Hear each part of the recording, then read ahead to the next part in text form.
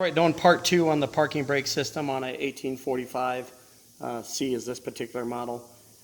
In the first one, I went through a basic explanation of the parts, but you can see now where they're hooked up onto the bar. There's a spring at the end, clevis pin goes through. You've got your cable. I've threaded the steel cable through a piece of 1/4 inch line. I did lube that line, and they used a hanger to push it through. It's pretty tight. You do not want this fuel line to go all the way from the clevis pin all the way down to the shaft, because this cable is going to go around this pulley. There's one pulley on each side. There's one on this plate and there's one on this plate.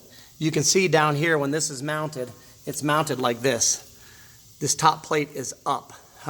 You can see how when the cable's threaded through, it doesn't interfere with this top plate. This is more of a spacer plate to keep from compressing the pulley down against the mounting plate, and if you did that, it wouldn't spin. But we've got this all set up right now. So clevis pin on the end, threaded fuel line through. We've got our dust cap. This is a washer, which is a stop washer. You'll see here in a second how that plays in. The spring, this is the spring that I bought at a local hardware store. You need to consider two things: outside diameter and inside diameter. The outside diameter has to be small enough that it's going to fit into this shaft. If it's too big, obviously it won't feed into there. The inside diameter has to be large enough to have this sleeve fit in there. This is a stop sleeve that keeps this from plunging back too far. And so they've got to be able to fit.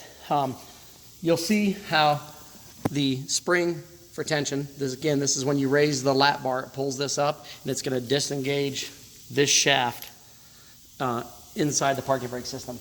So this is going to come down, it's going to go through, and it's going to come in to this shaft right here. For ease of sake, I'm going to show you on the other side first how to do it. It'll be a lot easier, a lot clearer picture. But we've got it threaded around the pulley. We've got our shaft, feeding it in. All right, there's a set screw there. We're going to mess with that later because we want to make sure that we've got the distance set correctly once we get this all put together. And then we've got the washer that comes in, and we're going to compress this all down into there. And while it's under tension, we're going to slide this pin in. There's holes, and that pin lines up, if I can find it, in these holes like this, and it pushes all the way in. It's a really tight fit. Got to get a hammer and knock it in, but that's how it all goes together. Again, these are not difficult to rebuild. Probably the most ignored piece on the machine. Got to get some slack in here in order to fit this all down into there, but an important system.